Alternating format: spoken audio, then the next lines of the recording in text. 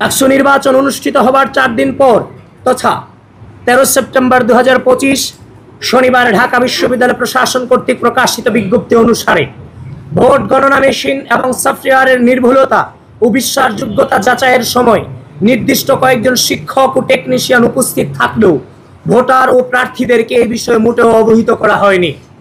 Vote গণনার বিষয়ে ইতিমধ্যেই নানান অভিযোগ বিতর্ক সামনে এসেছে, কিন্তু একটি কার্যকর গণনা প্রক্রিয়া নিশ্চিত করা গেলে এই ধরনের বিতর্ক তৈরি হতো না। 5, প্রত্যেক প্রার্থীর কাছ থেকে প্রতিটি কেন্দ্র থেকে একজন করে পুলিং এজেন্ট নেওয়ার বিজ্ঞপ্তি প্রকাশ করলেও ভোটের আগের রাতে পুলিং এজেন্টদের তালিকা প্রকাশ করা হয়, যেখানে প্রার্থীদের প্রস্তাবিত বিভিন্ন কেন্দ্রের পুলিং এজেন্টদের বাদ দেওয়া হয়। কোন প্রক্রিয়ার মাধ্যমে পুলিং এজেন্টদেরকে বাছাই করা হয়েছে তা প্রকাশ করা হয়নি। 6, ভোট গ্রহণের আগে পুলিং এজেন্টদেরকে আইডি কার্ড সরবরাহ করার কথা থাকলেও তা যথাসময়ে সরবরাহ করা হয়নি, যার কারণে অনেক পুলিং এজেন্ট যথাসময়ে ভোট কেন্দ্রের সম্মুখে উপস্থিত হয়েও ভোট কেন্দ্রে প্রবেশ করতে পারেনি এবং অনেক ভোট কেন্দ্রে পুলিং এজেন্টের অনুপস্থিতিতে পক্ষপাত দুষ্ট অবস্থায় ভোট গ্রহণ শুরু হয়। 7,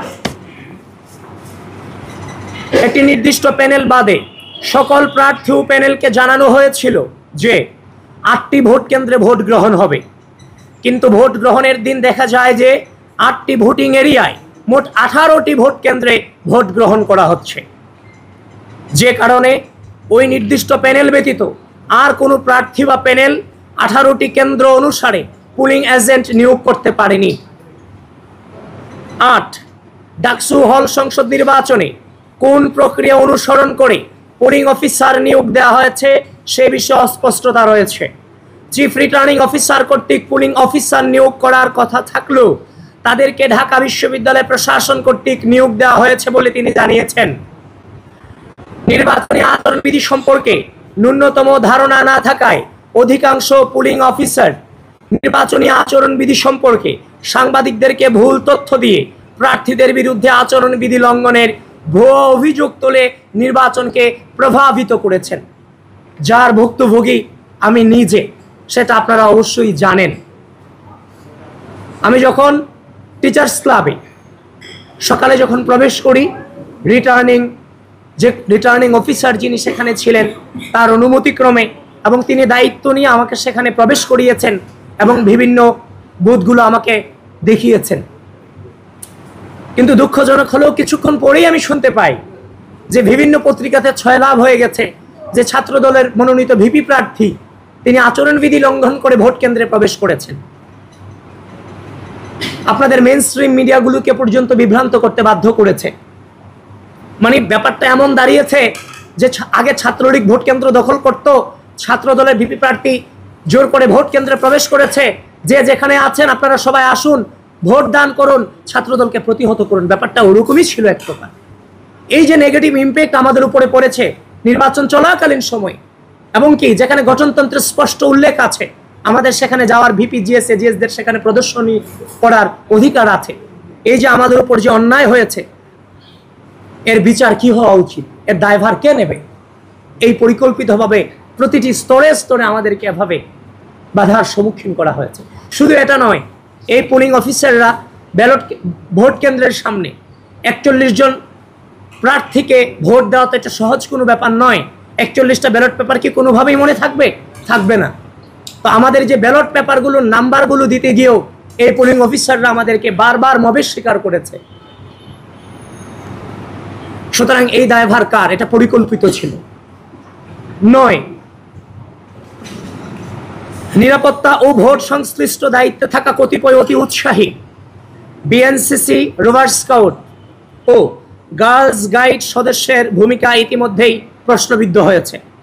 নির্বাচনের দিন ক্যাম্পাসের প্রবেশ মুখে নিরাপত্তার দায়িত্বরত কতিপয় বিএনসিসি, রোভার স্কাউট ও গার্লস গাইড সদস্যের সহায়তায় একটি নির্দিষ্ট গোষ্ঠীকে ক্যাম্পাসে অবাধে প্রবেশের সুযোগ দেওয়া হয়েছে বলে শিক্ষার্থীদের পক্ষ থেকে একাধিক অভিযোগ এসেছে এবং একাধিক বহিরাগত শিবির কর্মীকে শিক্ষার্থীরা হাতে নাতে ধরে প্রক্টর অফিসে সুপর্দ করেছিল।